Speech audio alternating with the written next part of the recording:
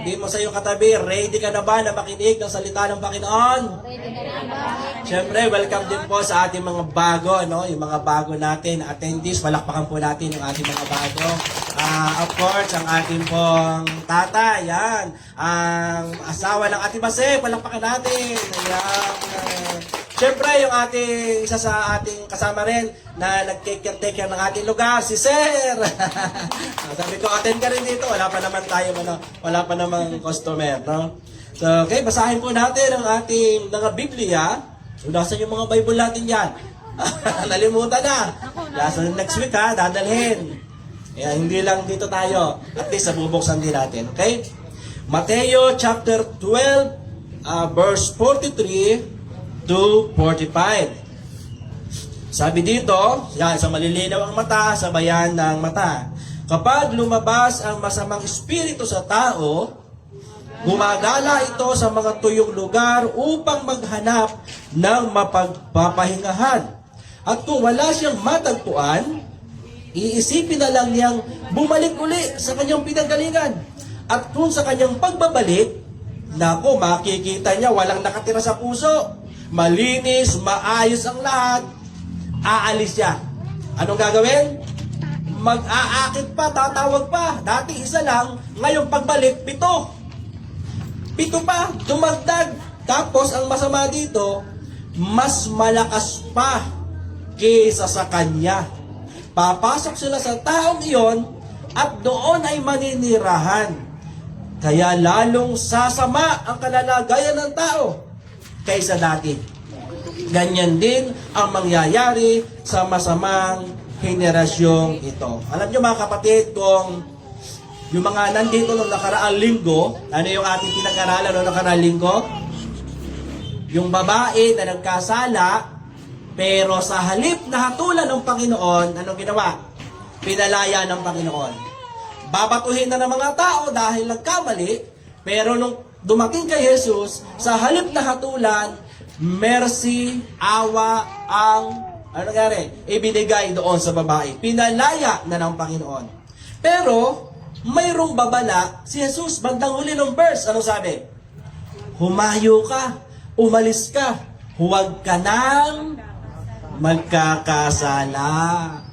Maaaring mga kapatid, mga kaibigan, na tinanggap natin ang Panginoong Jesus sa ating puso.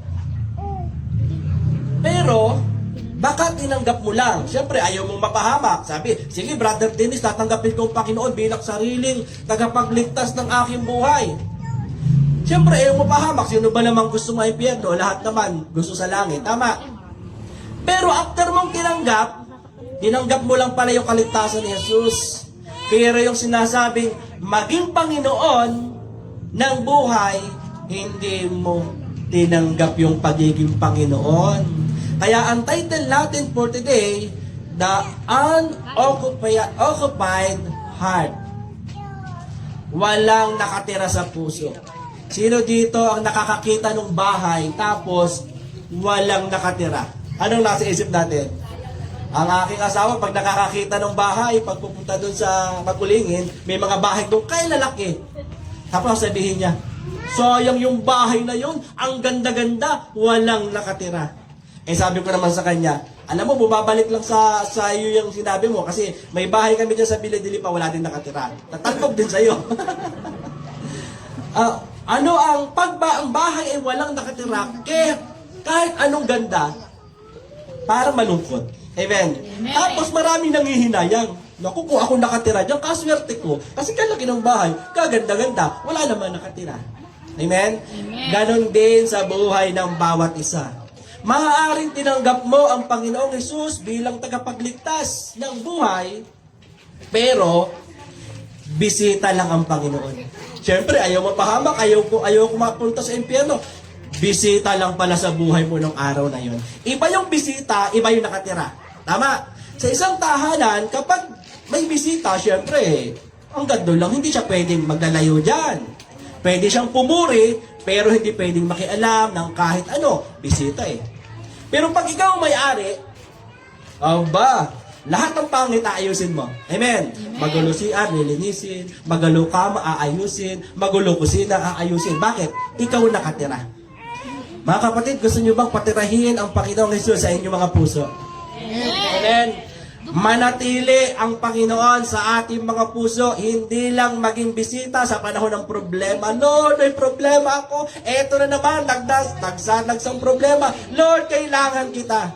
Bisita lang pala ang Panginoon. Sige naman, si Lord naman lagi. Sige, kaya kita. Papayapain kita. Basa ka ng Biblia, atin sa cell group.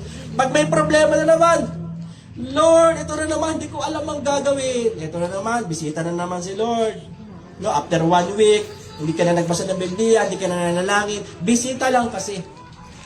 Pag sinabing unoccupied, ibig sabihin po nito, hindi ka nagpapasakop, no? Hindi nasasakop yung tahanan, hinahayaan mo na lang na ang sarili mo, walang nakatira, hindi mo pinapanatili, walang laman. Maaari po, no, na naka-encounter natin tayo ng mga tao na, bakit ito? Simba ng simba.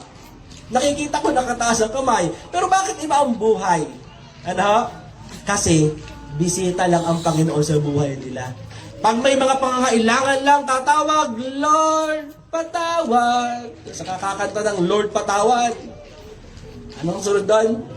Tulad kong makasalanan. Tama naman. Kaya lang, sa panahon lang na nandoon sa gitna ng problema at saka ihingi ng tawad. Okay naman yon. Pwede ba kahit wala tayong problema?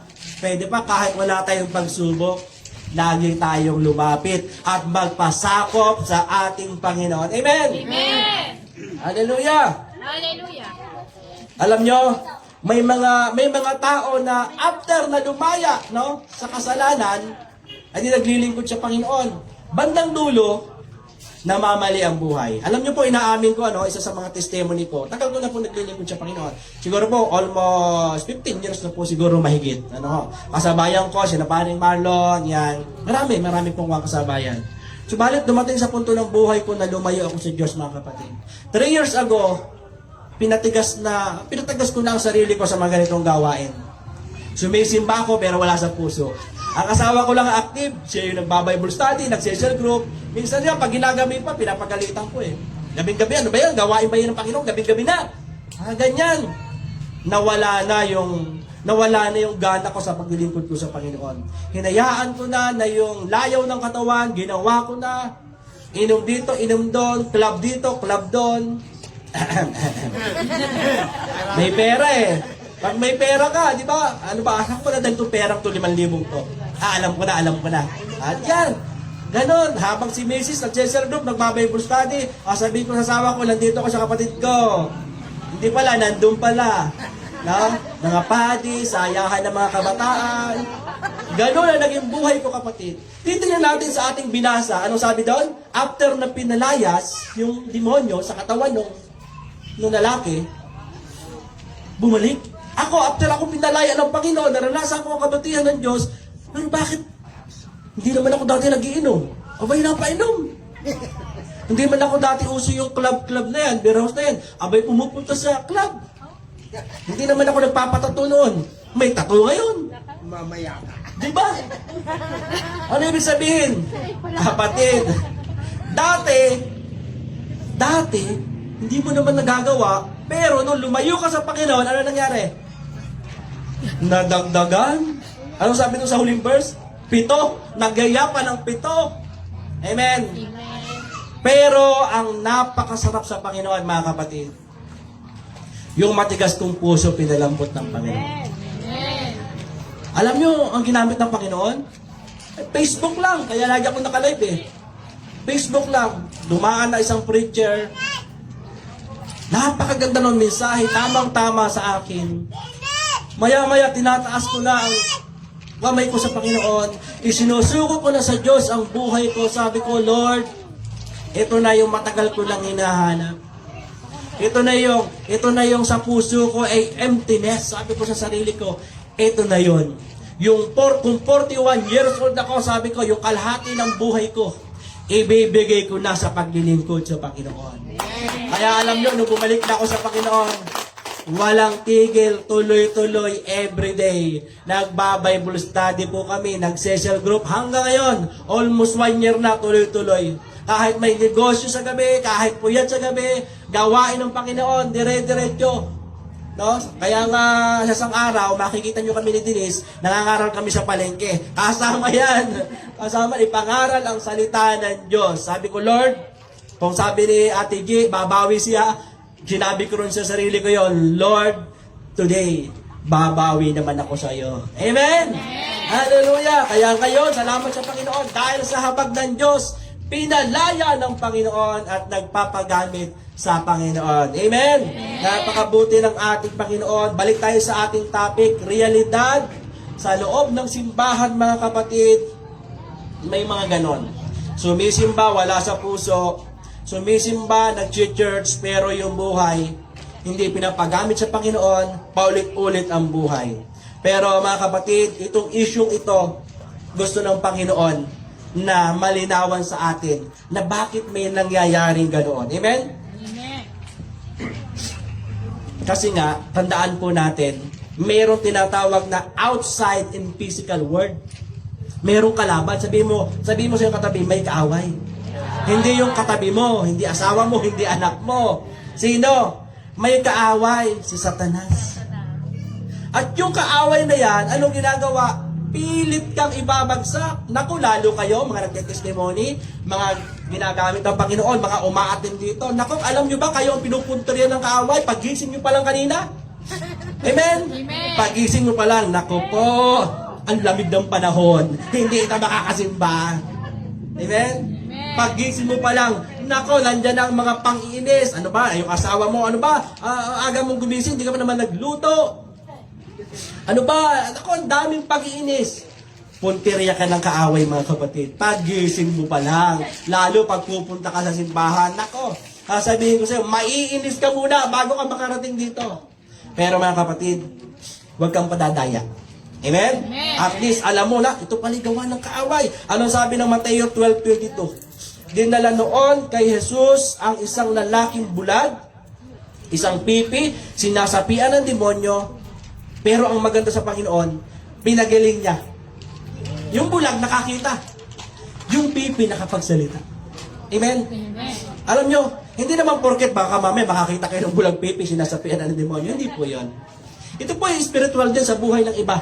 Alam nyo, bulag na makita yung katotohanan ng Panginoon, ng kanyang salita. Pipi na hindi makapagsalita sa kabutihan ng Panginoon sa inyong mga buhay. Alam nyo, dami ng ginawa ng Panginoon sa buhay nyo. Dapat hindi po tayo maging pipi, maging tikom sa kabutihan ng pag-ibig na ginagawa ng Diyos sa buhay ng bawat isa. Amen! This week, pangako mo sa sarili mo at sa Panginoon, ang kabutihan ng Panginoon iahayag mo sa iyong kapitbahay, sa iyong kaibigan, sa trabaho, sa kaeskwela. Amen! Nakakatawa, may mga kabataan na narinig ako kay Denise. Daddy, alam mo yung anak ni Ate G yata? Nag-social group? Tapos nagte-testimony, nag-iiyakan yung mga bata. Amen. Tapos yung isa pa, yung matabang babae na anak ni Ate Erma naman. Oo, basta ganon.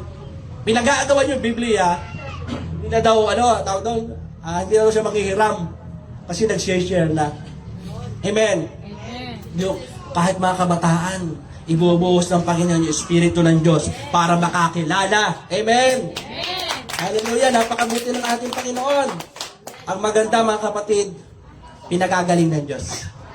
Yung bulag sa katotohanan, yung pipi sa salita ng Diyos, pinagagaling ng Panginoong Jesus. Oras na tayo ay nagpasakop sa ating Panginoon. Amen. Doon sa talata na yan, mga kapatid, kaya pinagaling ng Panginoon yan para maipahayag ang kanyang kalulahtian at ang kanyang kapangyarihan. Kaya yung sa buhay na nagtestimony dito, nako, iyan yung pagkilos at galaw ng Panginoon sa buhay po ng bawat isa. Amen? Kaya may plano po ang Panginoon kung bakit naranasan mo yung ganyang mga problema, mga pagsubok, kasi one day inihanda ka na ng Diyos sa lugar na ito. Amen! Now, one day, gagamitin ka ng Panginoon, yung mga testimony mo sa buhay, gagamitin niya ng Panginoon para sa iba nang sa ganon, marami ka ring maakay. Marami ring mga tao, ma-challenge na yun kung kaya nung, kaya ko din, in the name of Jesus. Amen! Ganon po kabuti ang ating Panginoon.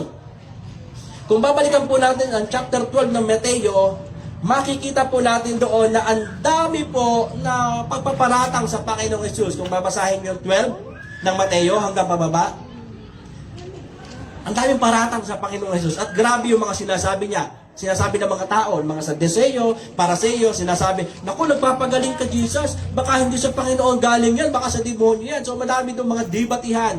Kung babasahin mo yung Mateo chapter 12, verse 31. Pero alam nyo, ang napakaganda sa Panginoon, yung mga naranasan na yon, nararanasan din niya ng mga anak ng Panginoon ngayon, pero laging nagtatagumpay ang kabutihan ng Diyos. Amen? Kaya yung mga experience natin sa paglilingkod sa Panginoon, okay lang yan. Ramdam ng Panginoon yan. Kaya habang nangyayari, ginagawa mo yon, sinasamahan naman tayo ng ating Panginoon. Amen? Amen. Sabi sa Mateo 12:33-35, nakikilala ang puno sa bunga nito. Kung mabuti ang puno, mabuti rin ang bunga. Kung masama, kung masama, paano kayo makapagsalita na mabuti gayong masama kayo? Sapagkat kung ano ang laman ng puso ng isang tao, ito'y lumalabas sa kanyang bibig. Ang mabuting tao ay nagsasalita ng mabuti dahil puno ng kabutihan ng kanyang puso. Pero ang masamang tao ay nagsasalita ng masama dahil puno ng kasamaan ang kanyang puso. Alam niyo mga kapatid, totoo yung sinabi ng Biblia. Amen? Kung ano yung lumalabas sa kaibuturan, sa puso mo, kung ano nasa loob, siyang inilalabas. Kaya pagising mo pa lang sa umaga, no, yung mga negative na kaisipan, negative na words, no, ito ay sinasamahan ng masamang espiritu. Ano? Bad spirit, no? Sabi niyan, kung mabuti, yung nasa loob mo, yun din ang lalabas. Kaya naman mga kapatid, masanay ka na doon sa mga kaibigan kakilala mo, na kung ano-anong negative, reklamo sa buhay. Kasi nga, nakikilala ang puno, nakikilala ang bunga kung ano yung puno. Kung ano yung nasa loob nila, yun ang lumalabas sa kanila. Kaya wag na kayong magtaka dahil ang espiritu ng kaaway nasa puso. Ay bakit? Puro bad words, puro negative thinking. Ano po? Kasi nga, yun ang nasa puso nila. Kaya napakahalaga mga kapatid, ang pagbabasa ng ng Biblia, ng Word of God. Bakit? The more na ito po'y binubulay-bulay mo, tumatalim ito sa puso. Kaya naman, ano yung paglabas? Pagdating ng mga problema, pagsubok, ano yung lumalabas sa bibig? Puro papasalamat sa Panginoon. Puro pagpupuri sa Diyos. Bakit? Mayroong Word of God sa puso ng bawat isa. Paano kung puro Facebook na nakalaman ng puso mo? Maghapon, 3 oras na sa TikTok. Bukod pa yung 1 oras sa Facebook. Bukod-bukod yan TikTok. Mamaya-maya, idip ka sa TikTok. Punta ka naman sa Facebook. Maya-maya, punta ka na sa Shopee, Lazada. Diba? Kaya kung ang laman lang sa puso mo ay puro online, ay yun ang lalabas. Amen? Pero ang maganda naman, mayroong mga word of God din naman, may mga preaching sa TikTok, Facebook, kung yun ang pinapanood mo, mas the best yun. Amen? Doon po sa ating nabasa, doon sa ating pinakateksto, no, ng verse 43 to 35, pinaliwanag ng Panginoon kung bakit ang isang tao ay nagiging lubos na masama sa harapan ng Diyos. Bakit sila nagiging masama? Kasi hindi si Jesus ang nakatira sa puso. Amen? Kaya marami tayong nababalitaan, yung iba kahindik-hindik pa ang ginagawa. Bakit? Walang naghaharing Kristo sa puso po ng tao. Kaya nga, magiging magulo ang buhay po. Yung po ay hindi dahil sa nakakilala o nakakilala sa Diyos, basta pinabayaan mo ang presensya ng Panginoon, pinabayaan mo ang pagkain spiritual sa buhay, ano maghahari? Ang kaaway. Si Satanas. At kapag naghari ang kaaway sa puso ng tao, ano mangyayari? Wasak ang resulta. Wasak ang buhay, wasak ang tahanan. Amen? Amen. Sasama ang tao kung walang espiritu ng Panginoon. Amen po. Kaya nga, ngayong umaga, tanong mo ang sarili mo, sino ba nakatira sa puso ko? Sino nga ba nakatira sa puso natin ngayong umaga? Amen? Amen. Sino nga ba? Ang Panginoon, ang banal na espiritu, kasi mayroong masamang espiritu. Pero kung banal na espiritu ang nasa puso mo, palakpakan mo ang ating Panginoon. Amen? ang tao, pag pinalaya ng Panginoon, nawawala na yung masamang espiritu. Nawawala na yung espiritu ng galit, espiritu ng inggit, espiritu ng pagpakamatay. Mga espiritu, mga kapatid. Espiritu ng kawalan ng pag-asa, espiritu ng pagbagsak, depression, anxiety. Mas maganda sana kung anxiety. Hindi, anxiety, no? Yung anxiety, okay yun, masaya. Amen? Nawawala ang lahat ng kabigatan sa puso ng bawat isa once na si Kristo ang nagpalaya. Amen? Once na ang Diyos ang nagpalaya, mawawala lahat ng mga alalahanin. Anong sabi sa 2 Timoteo chapter 2, verse 25? Anong sabi niyan? Mahinahon niyang itinutuwid ang mga sumasalungat sa Kanya, baka sakaling sila'y bigyan ng Diyos ng pagkakataong magsisi, tumalikod sa kanilang mga kasalanan, at malaman nila ang katotohanan. Sa gayon, maliliwanagan ang kanilang mga isip. Makakawala sa bitag ng dyablo na bumihip sa kanila upang kanilang sundin ang kagustuhan niya. Mga kapatid, nung hindi pala natin nakilala si Kristo, tayo pala'y mga bihag. Mga bihag pala tayo. Bihag ng masamang espiritu. Mga bihag ng pagkainggit, galit, ano pa? Maraming gawa ng kaaway sa buhay natin na kumukulapol, di ba? Pero, ang maganda sa Panginoon, sabi dito, lahat tayo alipin ng kasalanan, nakagapos sa mga kamay ni Satanas, kung anong gustuhin ng Satan, siyang ating sinusunod. Alam niyo po, yung sarili mong kagustuhan, ito naman po yung sinusundan lang naman ng kaaway. Halimbawa, nagtampo ka, nagalit ka. Ang kaaway, hindi siya katulad ni Lord. Hindi siya katulad ni Lord na omnipotent, lahat alam. Ang kaaway, alam niya yung galaw mo. Alam mo yun, lalo sa mga lalaki, alam ng kaaway na ikaw ay pakindat-kindat, yan, may bago, may chicks. Minsan ano mo yung mata, kaya mani, di ba? Yung mata minsan, whoop, di ba? Mga ganon. Habang nagtatarip tayo, ay may side mirror, di ba? Titignan mo Ate Janet, sa side mirror. Gumaganyan yan. So, alam ng kaaway ang mga diskarte natin. Alam na yan. Galaw mo pa lang, pagising mo pa lang sa umaga, alam na ng kaaway kung paano kanya susuhulan. Sige, mainis ka. Diba? Ang lamig. Huwag ka na sumimba. Napakalamig. Busy. Naku, ang dami natin trabaho. Ganyan.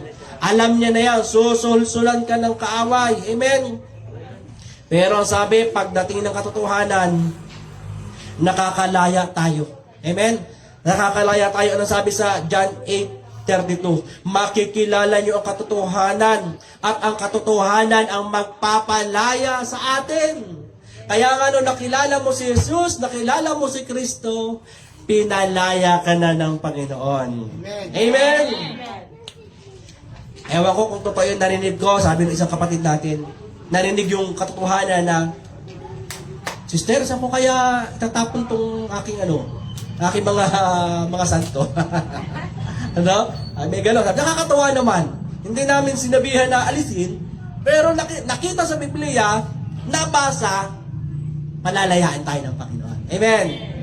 Hindi tao, hindi kami yung magsasabi, kung hindi ang Espiritu ng Diyos. Ang Espiritu ng Panginoon na nasa iyong puso, huwag mong gawin yan, tanggalin mo na yan, huwag ka nang pumunta dyan, baguhin mo na yan. Kukumbiktahin ka ng Panginoon sa puso mo at hindi ka makakatulog. At sasabihin sa'yo, yung sinabi mo kanina, hindi maganda. Kaya sa tuwing ganon, tapasok ka sa kwarto mo, maghihingi ka ng tawad sa Panginoon at lilinisin ka ng Panginoon. Amen? Palalayain tayo ng ating Panginoon. No? Nung makilala natin ang Panginoong Hesus, siya ang nagpalaya sa atin mula sa pagkaalipin ng dyablo sa ating mga puso. Kaya huwag ka magtataka, asawa mo, kamag-anak mo, na hindi nakakakilala sa Panginoon. Kung ano-ano sinasabi sa iyo, pinaparatangan ka, huwag ka magtataka. Ang gawin mo doon, unawain mo na lang. At abutin mo siya ng pag-ibig mo ng Diyos. Amen? Ikaw, magsasabi sa Kanya, huwag kang mahiya. Ipaalam mo yung pag-ibig ng Panginoon. No? Kaya kapag ang tao, dinala sa harap ng Diyos, ni Jesus, sila'y nakakaslaya nakakalaya. Amen? Kaya yung mga galit, puot sa ating puso, lagi natin isurrender sa Panginoon, palalayain ka ng Panginoon. Yung sobrang malungkot, yung nawawala ng pag-asa, yung nag-iisip na para bagang wala nang buhay, ito na ang buhay ko, palalayain ka ng Diyos. May pag-asa sa ating Panginoon. Amen? Ngayon, merong danger mga kapatid, kapag wala kang devotion, wala kang Word of God. Kaya nga po, noong nakaraan, may mga Biblia po kayo na pinamigay po sa inyo. Bakit? Merong danger kapag si Kristo o ang Espiritu ng Diyos wala sa puso mo. Una, the danger of the Tagalog sa baba. Ang panganib ng walang laman ang puso. Pag wala kang devotion sa umaga, wala kang Word of God, wala kang worship, ano mangyayari? Madali kang sakupin, madali kang mainis, madali kang magalit, madali kang ma-discourage. It's easy to occupy. Kung ang puso natin walang laman, ito'y mabilis sulsulan ng kaaway. Oy, Mare, may bagong chika ako sa'yo. Halika dito. Nako naman. Oy, alam mo ba si Pare? Ito na naman ginawa na dati. Inulit na naman. Yan, nagmaritisan na. No? Marami kang mga negative na mangyayari, papasukin ka uli. Pero dati, nagbabasa ka na ng Biblia. Nagpo-worship ka na. Pero mamaya, dumating na yung tukso na naman. Ginagawa mo na naman yung mga bagay na hindi dapat gawin. Bakit? Ginagawa lang natin bisita ang Panginoon. Hindi natin pinatitira sa ating puso. Pero today, sinong gusto maging Panginoon ang Panginoong Hesus sa kanyang mga buhay? Hindi naaalis ang Panginoon sa puso ng bawat isa. Ang Espiritu ng Diyos mananahan sa ating mga puso. Nang sa ganon, anumang mga tukso, gawa ng kaaway sa buhay ng bawat isa, ay kayang-kaya mong mapagtagumpayan. Amen? Anong sabi ng verse 44? Babalik ako sa tahanang aking pinanggalingan. At pagbalik niya, makikita itong walang laman. Pinalaya ka na ng Panginoon. Tapos, siyempre, anong gagawin ng kaaway? Siyempre, lumayas. Naku, nakita. Bakit itong si Sarah, hindi naman, dati nagbabasa ng Biblia. Ngayon, bakit hindi naman nagbabasa? Tama tatto, ang tuwa na naman ng kaaway. Joke lang, wala dito na. Bakit itong si Dennis, dati, worship sa Panginoon, lingkod ng lingkod. Bakit wala na naman? Nako, walang laman. Kapatid, lagi kang target ng kaaway. Bakit? Ayaw ng kaaway na magtagumpay ka sa buhay. Amen? Amen.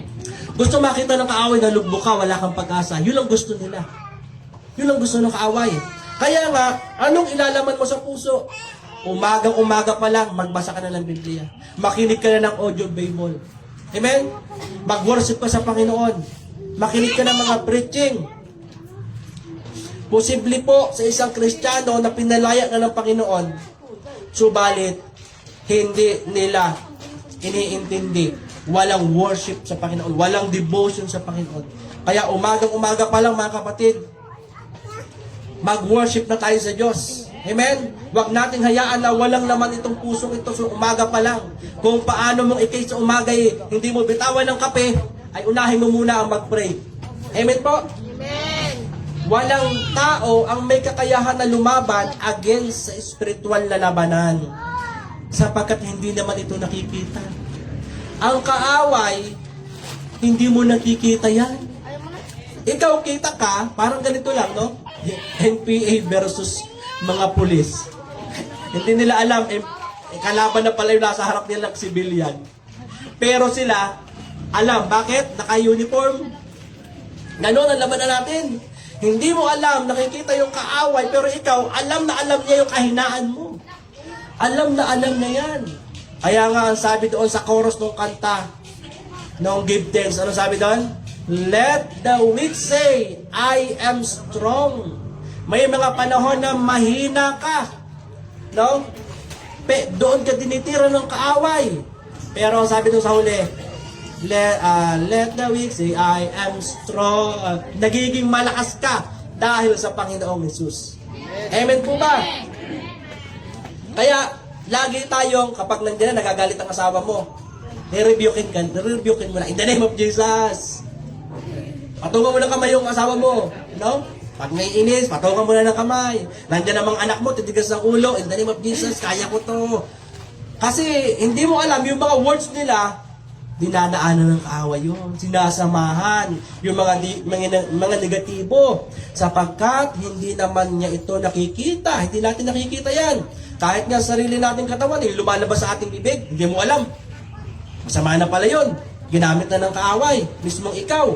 Amen? Amen. Ngayon, ito ay napakadali na wasakin. Yung konting tampuhan na sa mag-asawa eh. Diba? Maya-maya, magkaaway na kayo eh. Hindi ka na tuloy nakapagbasa ng Biblia, sira na ulit yung buong araw mo. Di po ba? Ganun po yung nangyayari. Kaya, ang tao, kapag pinabayaan yon, ano nangyayari? Lalong sumasama. Kaya yung galit mo, yung tampo, sunod, galit. Sunod sa galit, buot. Nandito na sa kaibuturan ng puso natin. Kaya kayo mag-asawa, pag nag-away, yung 3 years na nagkamali siya, hinalungkat mo na. Sabi, alam mo, nung dati, September 2, 2019, ginanyan mo ako eh. Kasi nga, hindi ka nagpatawad doon. Kaya, hinahalungkat mo ngayon. At ang kaaway naman, tuwang-tuwa. Yan. Okay. Ayos maghihiwalay na. Malapit na. Diba? Tinatawanan tayo ng kaaway. Bakit? Kasi nga, yung puso mo, walang laman. Sa panahon lang na may problema, pagsubok, saka tayo na lapit sa Diyos. Pero punuin natin ito ng salita ng Panginoon. Hayaan natin ang Espiritu ng Diyos ay pumuno. Kita mo si Judas. Si Judas, sa 12 disciple, pang-12 siya. Bandang huli, nag-Judas pa. Diba? Gumawa din ng masama. Kasama na si Jesus, pero bandang dulo, pinagkanulo pa. Bakit? Sabi doon sa talata, sinamahan ng masamang espiritu. Sinamahan ng inggit, sinamahan ng pagnanakaw, lahat nandun na. Kaya doon pa nga, malapit na kay Jesus. Kaya mga kapatid, lagi natin bantayan ang ating puso. Napakadelikado kung walang laman ang puso natin kasi madali itong tirahan, madali itong mainis. Sabi nga doon sa Eurotext sa upuan, marupok. No? Marupok ang puso. Pangalawa, it is attractive place. Yan. Ito ay nakakaakit na lugar. Ano sabi sa verse 44? At makikita itong walang laman, malinis at maayos. Nako, ayaw na ayaw pala na masamang espiritu na malinis ka. Maayos ang buhay. Maganda ang buhay. Masaya ka. Everyday gusto niya palungkutin ka. Everyday gusto niya pag-alalahanin ka. At tuwang-tuwa naman siya. At ikaw naman, oo nga, pangit na nagawa. Oo nga, mahirap lang ako. Oo nga, ito ang buhay ko. Lugmok na lugmok ka. Amen? Ayaw ng dyablo na makita niya na ang tahanan natin matatag. Na ang tahanan natin masaya. Kaya nga maraming broken family. At tuwang-tuwa si Satanas doon. Lahat ng bagay na nilikha ng Diyos na maayos, maganda, palaging winawasak ng kaaway. Amen? Winawasak niya. Tingnan nyo sa Genesis 1:2. Ang lupa, walang hugis at anyo, dilim ang bumabalot sa kalaliman, at kumikilos ang Espiritu ng Diyos sa ibabaw. Ang sabi doon, ang mundo, nung likhain, pangit, madilim, walang anyo, walang image yung mundo. Pangit. Walang laman. Puro kadiliman. At alam nyo, ano ginawa ng Panginoon? Lahat ng pangit, inaayos. Amen? Amen. Lahat ng masaya, lahat ng malungkot, pinasasaya ng Panginoon. Lahat ng wasak na tahanan, binubuo ng Panginoon. Kaya nga mga kapatid, kung nakakaranas tayo na para bang mabobroken ang ating family, lumapit ka sa Panginoon, aayusin ang ating Panginoon yan. Amen? Aayusin ng Diyos. Pero laging may kaaway, kapatid. Laging may kaaway. Nako, Tama, panay ang Bible study na to. Ako ang bahala dito. Anong gagawin niya? Wawasakin niya. Kasi winasak na ang mundo eh. Di mo? Noong nakita ni Satan na napakaganda ng mundo, pumunta siya sa magandang tahanan at winasak niya ang mundo. Nagtagumpay sa Satan. Alam niyo, ito pa. Ano yon? Yung Hardin ng Eden, ang ganda-ganda. Yung Hardin ng Eden.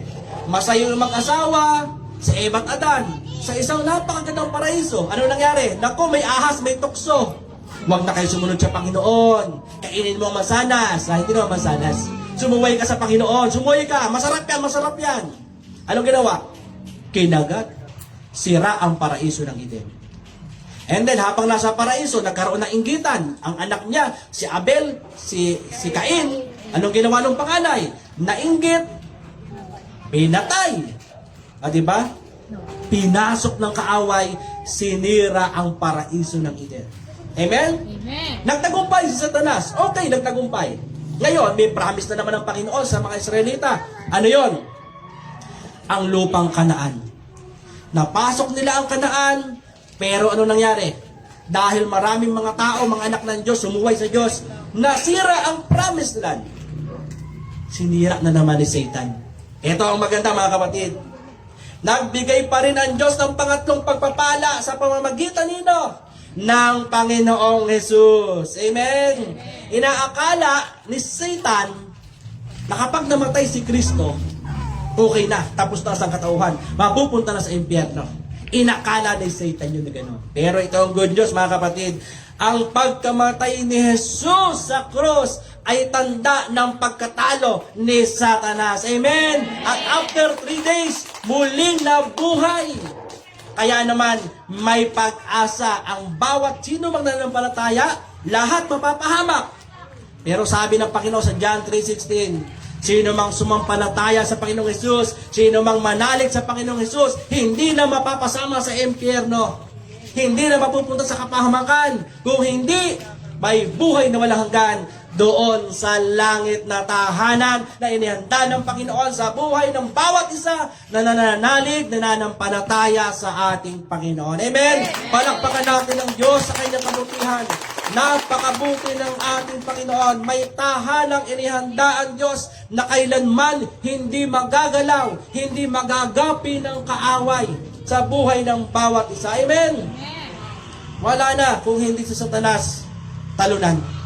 Ang impyerno, hindi pinag-aharian ni Satanas yun. Hindi. Parurusahan siya doon na walang hanggan. Kaya kapatid, sabi mo sa iyong katabi, huwag kang padadaya. Hihilahin ka lagi ng kaaway papunta doon. Hihilahin ka lagi niya. Kapag gumaganda ang takbo ng buhay mo, anong gagawin ni Satan? Halika dito, sa akin ka lang. Kaya nga may hatakan. Good and evil, may hatakan yan. Kaya nga kung hindi ka wais, kung hindi ka matalino, maya-maya, nahila ka na ni Satan. Sige, pare, tagay pa. Ang sarap kaya. Ay, di ba? Sige, pare, you only live once. Anong tawag doon? YOLO. Sarap ng buhay. Enjoy sa barkada. Pero darating ang point, ang sabi sa Santiago, chapter 4, verse 14, ang buhay ay, life is a beast. Ang buhay ay parang hamog lang. Nawawala ngayon. Bukas, wala. Ang buhay ay parang alas 10. Bulaklak. Maganda ngayong alas 10. Alauna, lanta na. Ganun ang buhay, mga kapatid. Kaya kapatid, huwag kang kapakampante. Amen? Nangako ang Panginoon. Ang daming pangako sa verse, sa Biblia. 3,000 promises na nasa Bible. Kapag binasa mo, daming pangako. Pero hindi niya ipinangako na buhay ka pa bukas, mga kapatid. Amen? Kaya wala tayong may pagmamalaki sa Panginoon. Bawat segundo ng buhay natin, ang Diyos ang may hawak. Ang Diyos ang may gawa. Kaya anuman meron, mararating, at meron tayo ngayon, ipagkatiwala natin sa Panginoon. Amen? Amen. Yung bawat segundo ng ating buhay, bigyan mo ito ng kahalagahan. Amen? Amen. Hallelujah! It is destructible house. Ang puso, ayan, madaling nasisira. Kaya mamaya paglabas mo dito, asahan mo na. Mamaya nandiyan anak mo, asawa mo, gagamitin ng kaaway, pero hindi makakapanaig ang gawa ng kaaway. Bakit? Ang Espiritu ng Diyos nasa sa puso mo. Amen? Hindi makakapanaig. Kaya sa tuwing ikaw ay para bang tutoksuhin, maiinis, magagalit, o ano pa mga bagay na pwedeng gawin ng kaaway sa iyo, lagi kang lalapit sa Panginoon. Lagi kang, bago ka magbukas ng bibig, alalahanin mo lagi yung pagmamahal ng Panginoon. Sigurado, yung gawa ng kaaway sa buhay mo, mapagtatagumpayan. Amen? Ang puso ng tao, mabilis sumama ang loob, mabilis malaso ng puso, lalo na ngayon, may Facebook, may social media, onting ano mo lang dyan, mamaya, motivated ka sa Panginoon ngayon. Pagpunta mo sa social media, ayo nga, ano ba naman yung kapitbahay ko? Nagpinost na naman. Mamaya, nalalason ito. Ano po? Kaya kailangan ng puso ay merong tagapagbantay. Kailangan ang puso, merong tagapag-alaga. Walang iba kung hindi ang presensya ng ating Panginoon. Amen? Amen. Ino muna.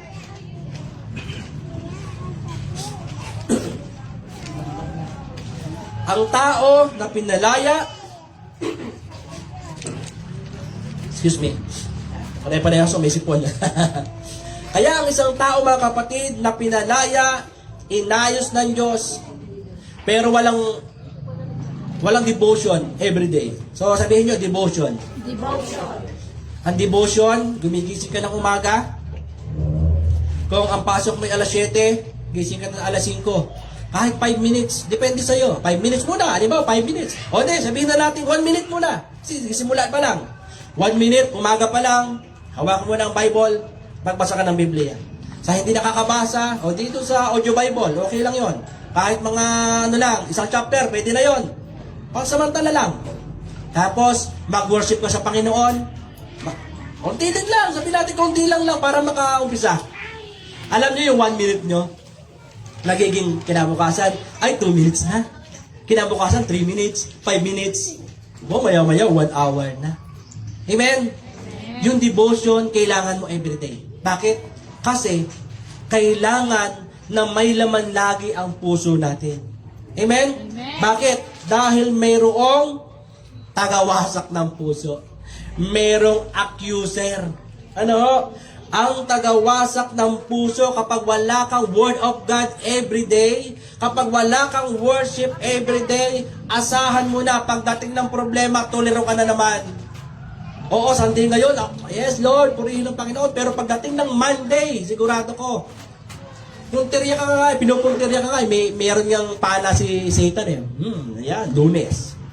Ahoy, walang panghulog, yari ka ngayon. Wala kang panghulog, bibigyan kita ng ligalig sa puso, pag-alala. May palang pag-alala. Discouragement. Tumama, discouragement. Naku po, sasabihin mo sa sarili mo, parang din yata ako makakalaya sa utang. Ito na yata ang buhay ko. Pagdating ng Martes, nandiyan naman yung asawa. Lasinggero, kung ano naman ginagawa. Kaya pinagmumura naman ang asawa niya. Ayan, laging may pana. May panghihina ng loob sa puso. Ano po? Kaya kung wala kang devotion, kung walang word of God, naku, yari. Pagdating ng Saturday, lupay-pay ka na naman. Lord. Amen. Okay lang yung ganon. At least every Sunday, pinapalakas ka ng ating Panginoon. Amen. Pero ang gusto ng Diyos, hindi ka lang Sunday magtatagumpay. Kung hindi everyday, magiging matagumpay ka. Amen. Yun ang gusto ng Panginoon sa buhay ng bawat isa. Ano ba ang ginagawa ng tagawasak ng puso? Anong ginagawa niya? He is looking for a place to stay. He is looking. Ang mangwawasak, si Satan ay naghahanap lagi ng matitirahan. Kaya pag nandiyan na naman ang discouragement, mga galit, mga puot, o kung ano naman mga kasalanan na babalot sa puso mo, titira na naman, babalik na naman yan dyan. Ang evil spirit, kapag sila'y lumabas sa tao, pinalaya ng Panginoon. Anong ginagawa? Pumupunta sa mainit na lugar. Naghahanap ng pagpapahinga. Ibig sabihin pala ganito, ang evil spirit pala mga kapatid, hindi pala powerful. Napapagod eh. Naghahanap ng mapapahingahan. Hindi pala powerful, kaya huwag kang matatakot sa mga white lady. Huwag matatakot sa mga kapre. Huwag matatakot sa mga maligno. Bakit? Sila walang kapangyarihan. Ang sabi doon, naghahanap pa nga ng pagpapahingahan eh. Tapos, naiinitan pa nga eh. O di ba? Anong mangyayari? Kapag ang masamang espiritu bumalik, anong ginagawa? Gumagala. Sino kaya dito ang hindi nagdi-devotion? Yan, nakatingin dito yan, no? Sino kaya hindi nagdi-devotion din eh? Di ba tanggin nyo eh? Sino kaya dito hindi nagbabasa ng Biblia? Titingin ng ganon. Pero ang maganda, wala dito nun. Amen! Hallelujah! Lahat dito, nagbabasa ng Biblia, nagdi-devotion every day. Kaya si Satan, talo na. Ang kaaway, nag-work siya. Kaya lagi tayong binibigyan ng babala. Sapagkat ang layunin ng tagawasak, maghahanap siya ng isang tahanan para wasakin. Para magkaroon ng maraming broken family. Para magkaroon ng maraming sakit. Para magkaroon ng maraming karamdaman. Ang sabi diyan, he will going back to his old place. Pag ikaw ay pinalaya na ng Panginoon, huwag kang pakampante. Hayaan mo na lagi ka na magbasa ng Biblia, mag-worship ka sa Panginoon. Bakit? Sinasabi ng masamang espiritu, teritoryo ko ang puso noon, babalik at babalik ako doon. Yung galit, yung puot, papasok at papasok ako doon. Ang sabi doon, tahanan ko yan. Pero mali, hindi tahanan ng demonyo ang ating mga puso. Hindi tahanan ng Espiritu Santo. Amen? Hindi tahanan ng Panginoon na kapag tayo pinalaya ng Diyos, pinaghari ang Diyos sa ating buhay. Mga kapatid, ang Diyos yung maghahari, hindi yung kaaway. Amen? Alam nyo, ang katangian ni Satan, minamasdan niya ang kanyang bawat anak, ang bawat anak ng Diyos, laging nakamasid. Muli, sasakupin ka. Muli, titira sa sayo. At ano mangyayari? Magsasama pa ng marami. Dati, galit ka lang. Ngayon, nadagdagan ng selos. Diba? Dati, tampo-tampo ka lang. Ngayon, puot na. Lumalala ng palala. Ano pa? Ang sabi sa verse 45, aalis muna siya, magsasama pa ng 7. Nagsama pa ng 7. Ako sa buhay ko, dati hindi man ako nainom. Naging manginginom. Nagsama. Pero salamat sa Diyos, pinalaya ng ating Panginoon. Amen! Hallelujah! Lalong pinapasama ang isang tahanan. Lalong nagiging masama kapag hindi nilalagyan ng salita ng Diyos. Walang devotion. Tandaan, ang demonyo, ang masamang espiritu, tayo, gusto lang niyang gamitin. Pero bandang dulo ng buhay, hirap. Banda ng dulo ng buhay, mapapahamak. Amen? Subalit good news. Subalit mayroong isang nagkatawang tao na nararapat na dapat tumira sa ating puso. Walang iba kung hindi ang ating taga-ayos ng puso. Amen? The handyman of the heart. Walang iba kundi ang ating Panginoon. Amen? Huwag tayo matatakot sa gawa ng kaaway. Meron kang protection. Amen? Ano sabi sa verse 43? Kapag ang masamang espiritu ay lumabas, ibig sabihin, may nagpalabas. Sino? Si Jesus. Walang ibang makapagbabago ng buhay natin kung hindi ang Panginoon. Amen? Wala. Panginoon lang. Kaya magtataka ka sa mga nag-testimony dito, mamamangha ka. Kaya bang baguhin ng tao yun? Mamamangha ka. Dati, palamura ito, pero bakit biglang nabago? Meron niyang katwiran eh. Gusto kong bumait, pero hindi ko magawa. Gusto kong bumait, pero bakit parang mali ang nagagawa? Dahil wala ang Panginoong Jesus. Kaya mga kapatid, yung nag-testimony dito kanina, sigurado ko, babantayan ng kaaway yun. Lagi may dalang palaso upang sirain ang mga testimony ng mga anak ng Panginoon. Pero, good news, mayroong handyman of the heart. Merong taga-ayos. Di ba ang kanta natin? Pusong basag, kahit binabasag ng kaaway, binabasag ng ligalig ng mundong ito, pero binubuo ng ating Panginoon. Amen? Sa tuwing nagkakamali, ang Diyos bubuin. Ano sabi sa John 10:10? Ang magnanakaw hindi pumarito malibang siya magtakaw, pumutay at maminsala. Ito ang maganda. Ang Panginoon Diyos, si Jesus, ako'y narito upang sila magkaroon ng buhay. Life. Ang kaaway, si Satan, ang dulot, wasak, kamatayan. Pero ang Diyos, life ang ibinibigay. Buhay, at hindi lang basta buhay. Ang sabi sa bandang huli, magkaroon ng lubos. Lubos. Sapat. Sapat yung biyaya. At masaganang buhay. Sino may gusto? Amen? Sino may gusto? Amen? Ang kaaway, pili tayong nilulugmok. Ang kaaway, pili tayong binubulid. Idinadown ang buhay. Dinidiscourage sa ating mga dreams at mga plano ng Diyos. Pero ito ang maganda. Ang Panginoon ang taga-ayos ng ating mga pusong pasad. Amen? Na ang dulot nito sa ating buhay ay isang matagumpay na buhay. Tanging Espiritu ni Jesus lamang ang may kakahayahang ayusin ang lahat ng ating mga puso. Amen? Yung pusong walang laman, hayaan mo ang Espiritu Santo ang maghari. Kaya this morning, mga kapatid, aanyayahan natin ang kapangyarihan ng Banal na Espiritu sa buhay natin na ito'y maghari sa ating mga buhay. Alam mo, yung mga alagad, nung mamatay si Jesus, sabi niya, ano na kaya kami? Wala na si Jesus. Ano nang gagawin namin? Pero alam mo, sagot ni Jesus, iiwan ko kayo, pero may maiiwan ako, ang kapangyarihan ng Banal na Espiritu.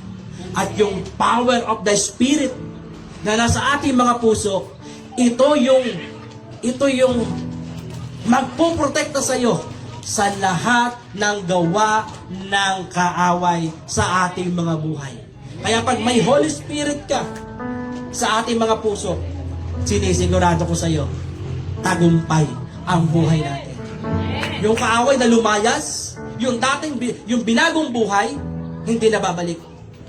Kung hindi tuloy ang plano ng Panginoon sa puso ng bawat isa. Amen! Siya ang natatanging handyman ng puso natin. Once na siya'y nasa puso natin, napaka-imposible mga kapatid, natirahan tayo ng masamang espiritu, ng bad spirit. Tayo lahat po ay tumayo. Imposible mga kapatid, imposible na ma-discourage ka. Imposible. Kapag ang Espiritu ng Diyos nasa puso ng bawat isa, imposible na hindi mo matupad yung mga pangarap mo sa buhay. Amen? Lagi kang magtatagumpay laban sa kaaway dahil ang Espiritu ng Diyos nasa puso natin. Mga kapatid, ang sabi sa Ephesians 3:17, naway manatili si Kristo sa inyong mga puso sa pamamagitan ng inyong pananalig sa Kanya. Kaya kapatid, wag natin hayaan na espiritu ng kasamaan ang pumasok dito at maghari, kundi espiritu ng Diyos sa buhay ng bawat isa. Amen? Sino gusto dito maranasan ang kapangyarihan ng Panginoon? Amen? Tayo lahat.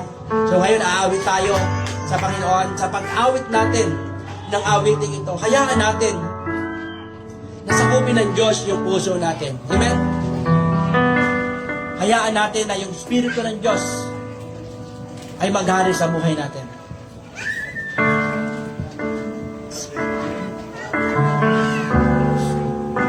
Yes, Lord. Anyayahan po natin ang Espiritu ng Diyos sa ating buhay sa pamamagitan po ng pagbukas ng ating puso sa Panginoon. Spirit, follow me now. Yes, Lord. Hayaan natin mga kapatid, nakawitin natin to na nanggagaling sa ating mga puso. I love you. Kung nais mo, itaas ang iyong mga kamay, itaas mo sa Panginoon. Dahil tanda natin mga kapatid, kapag may Espiritu ng Diyos na nag-aari sa ating buhay, kapatid, tagumpay ang buhay natin. Walang makapananaig,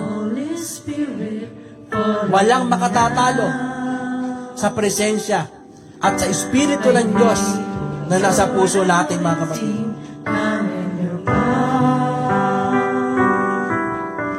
I love you, Holy Spirit.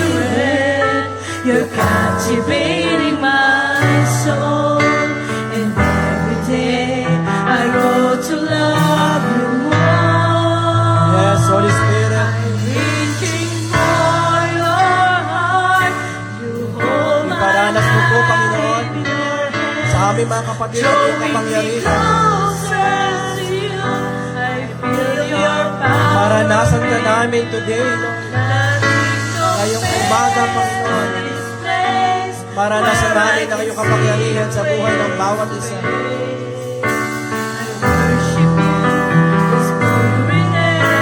Yes, Lord. Kapatid, kung ikaw yung tao na napapagod, nawawala ng pag-asa, lumapit ka sa Panginoon.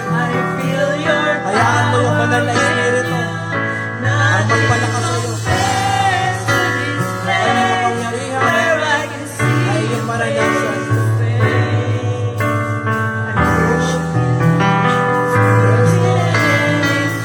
Come, Holy Spirit. Hallelujah. Yes, Lord. Thank you, Jesus. Salamat, Panginoon.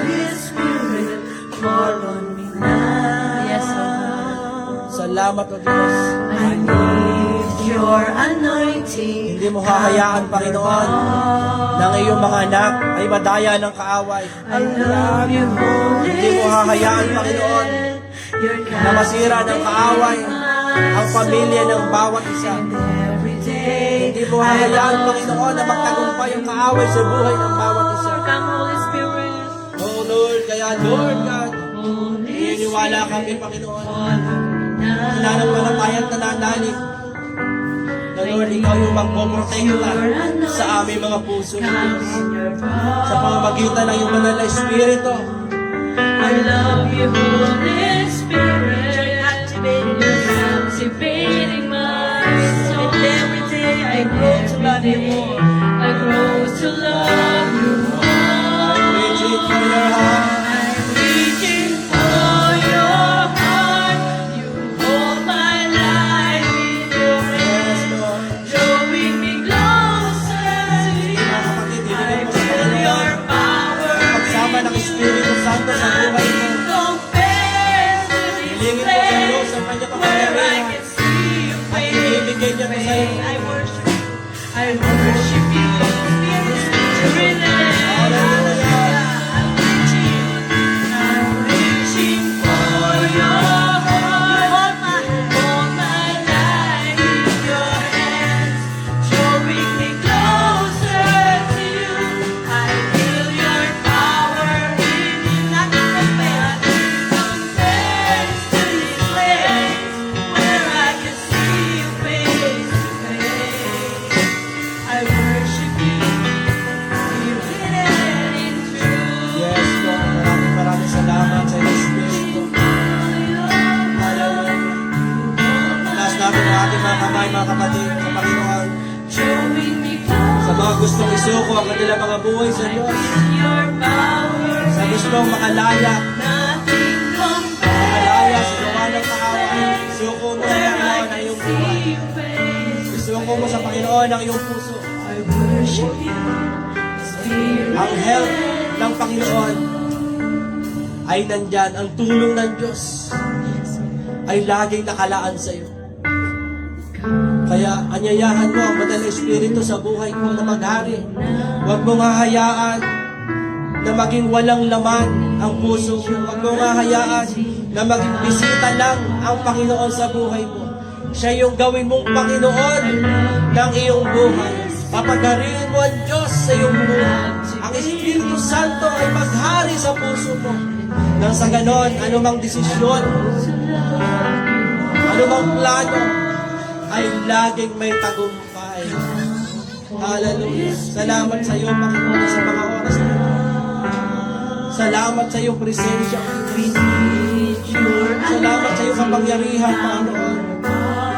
Na sa mga darating na araw, O Diyos, hindi na kami magiging talunan, kung hindi kami magiging matagumpay sa aming mga buhay. Maraming salamat.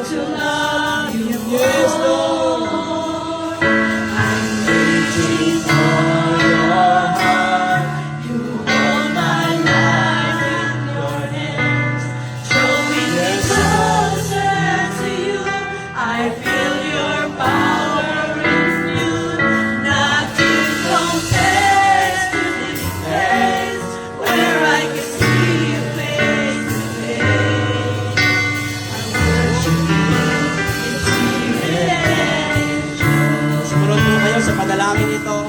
Sabihin mo, Panginoong Jesus, sa mga oras na ito, palayain mo ako sa aking mga kasalanan. Patawarin mo ako sa aking mga kasalanan. Maghari ka po sa aking puso. Maghari ka po sa akin. Ikaw ang manguna. Ikaw ang Pangunahan mo ako sa lahat ng aking desisyon. pangunahan mo ako sa At ang iyong Espiritu Santo At ang iyong Espiritu ang maghari sa akin. ang maghari sa aking buhay. Sa pangalan ni Jesus. Sa pangalan ni Jesus. Amen. Amen. Taas natin ating mga kamay. Panginoon, Jesus. today, Lord, malaya na po kami. At ang naghahari sa amin ay ang pag-ibig mo, ang gawa ng Holy Spirit sa aming mga buhay. Kaya Lord, ano man ang hawakan ng aming mga kamay, ito ay iyong pagpapalain. Lord, itinataas po namin ngayon, sino man dito may mga karamdaman, ang kamay mo ay ipatong mo sa iyong karamdaman at hayaan mo na ang paggagalingan ay maranasan mo sa pamamagitan ng kanyang kapangyarihan. Lord, tinataas namin ang mga may karamdaman today. In the name of Jesus, sa pangalan ni Jesus, sa kagalingan ay maranasan ang kapangyarihan ng kagalingan, ang himala ay maranasan sa buhay niya. In the name of Jesus. In the name of Jesus. At sino man, Panginoon, na dito ay mayroong mga anxiety, nakakaranas ng depression, kalungkutan, in the name of Jesus, ang kasiyahan, ang kagalakan na nanggagaling sa iyo, ang pag-asa na nanggagaling sa iyo, i-receive, Panginoon, in the name of Jesus, sa buhay ng aming mga kapatid ganito, Panginoon. Hallelujah. Lord, may mga kapatid po kami dito nakakailangan ng finances. Lugmok sa kahirapan, sa financial. Nangangailangan sila. In the name of Jesus, ang pagpapala ay maranasan nila sa kanilang mga tahanan, sa kanilang hanap buhay, sa kanilang negosyo, sa pangalan ni Jesus. Ang tagumpay ay maranasan ng bawat isa. Walang maghihirap sa kongregasyon na ito. Wala nang mga kailangan sa kongregasyon na ito. Wala nang mangungutang sa kongregasyon na ito. Lahat maaasenso, lahat magiging multi-millionaire at gagamitin mo ang mga nakataas na kamay na mga ito. Mag-o-open ka, Panginoon, ng mga pinto ng opportunity sa buhay ng bawat isa. Salamat, Panginoon. Kaya today, Lord, nagdideklara kami ng pag-asa sa buhay ng bawat isa.